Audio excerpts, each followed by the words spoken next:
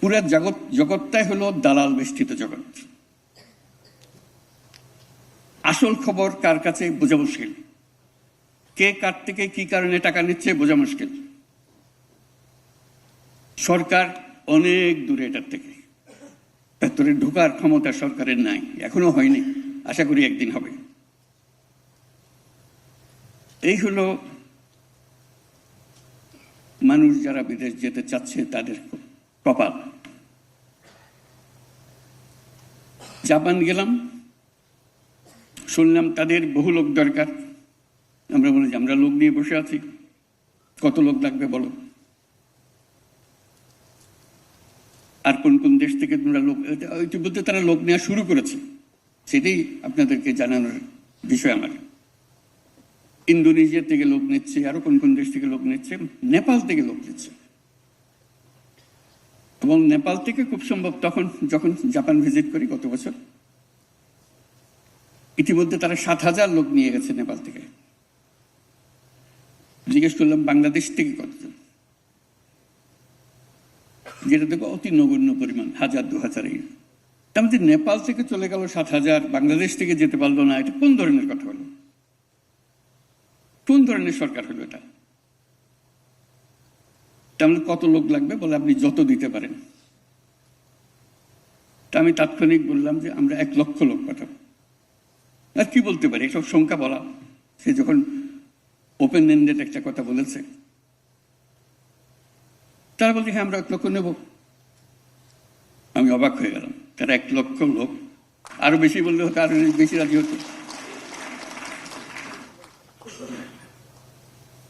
আমি বললাম যে 5 বছরে 1 লক্ষ, 1 বছরে লক্ষ্যতে পাঠবো বুঝতেছি, কাজে একটা কথা বলতে হয়। বললাম যে 5 বছরে 1 লক্ষ লোক পাঠাবো, যত দিনে বলো, তোমার কোনো অসুবিধা নেই, যত পারো।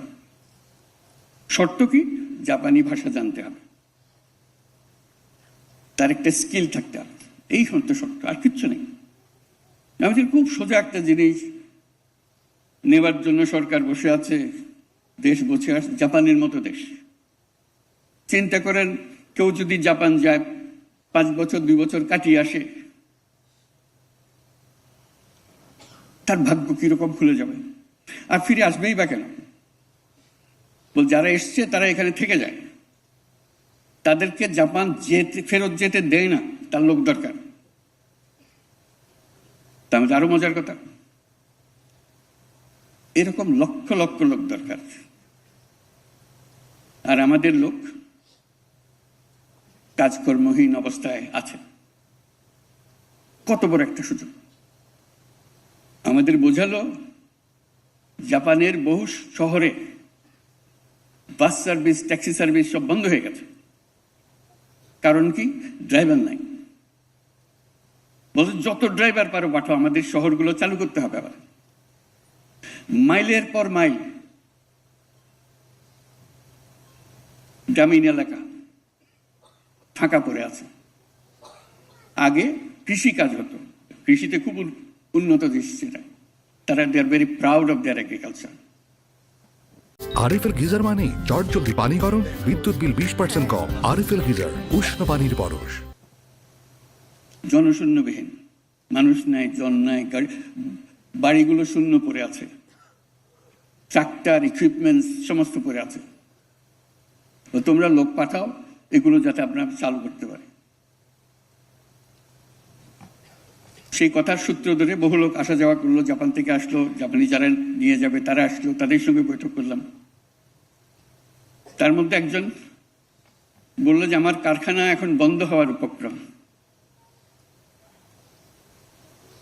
আমার 5,000 শ্রমিক কাজ করে আমার এখানে, তার অর্ধেকেরও বেশি এখন 70 বছর পার হয়ে গেছে, আমি আর বেশি দিন ধরে রাখতে পারবো না, তারা অনেক আগে রিটায়ার করার কথা। তাদেরকে আমি ধরে রাখছি, আমার কারণে আছে, কিন্তু 70 বছর পরে আর রাখা সম্ভব হবে না, আমার কারখানা বন্ধ করে দিতে হবে, আমার লোক দাও। এরকম বহু কারখানা ইতিমধ্যে বন্ধ হয়ে গেছে, লোক নাই। এক অদ্ভুত পরিস্থিতি। কাজে এই পরিস্থিতির মোকাবেলায় আমরা কত দূরে আছি, যেখানে পাওয়ার জন্য লোক আগ্রহ করে বসে আছে, আমরা পাচ্ছি না। কেন পাচ্ছি না? তার মধ্যে একটা বড় করুণ কাহিনী। সে করুণ কাহিনীর একজন সাক্ষী এখানে উপস্থিত আছে, লুৎফে। মিডল ইস্টে যাই, যে দেশে লোক পাঠাতে যাই, প্রথম কথা হলো তোমাদের কাগজপত্র সব জাল, নকল, বেজাল, ভুয়া। বাংলাদেশ বিখ্যাত হয়ে গেছে সারা দুনিয়া জুড়ে শুধু ভুয়া কাগজের জন্য। আমাকে ইউএইর মিনিস্টার বলতে আমি নিজে সাক্ষী, যে মহিলার সঙ্গে আমি আলাপ করলাম, সে বলল সে ডাক্তার। বেশভূষায় দেখলাম, কারণ তারা নিয়ে অনেক কথা উঠছে, বেশভূষায় দেখলাম কত গৃহকর্মী হতে পারে সে, ডাক্তার তো হবার কোনো কথা প্রশ্ন ওঠে না। কিন্তু তার দাবি হলো আমার কাগজপত্র আছে, ডাক্তারের সার্টিফিকেট আছে তার, এন্ড জেনুইন সার্টিফিকেট, এটা চেক করা হয়েছে, জেনুইন সার্টিফিকেট। বলতে আমরা কি করি এখন? অবশেষে তারা বাংলাদেশ থেকে লোক নেওয়া বন্ধ করলো। আপনাদের হয়তো মনে আছে, একেবারে টোটালি সিল, বাংলাদেশে কোনো লিখে না, সব কাগজ ভুয়া। এক জালিয়াত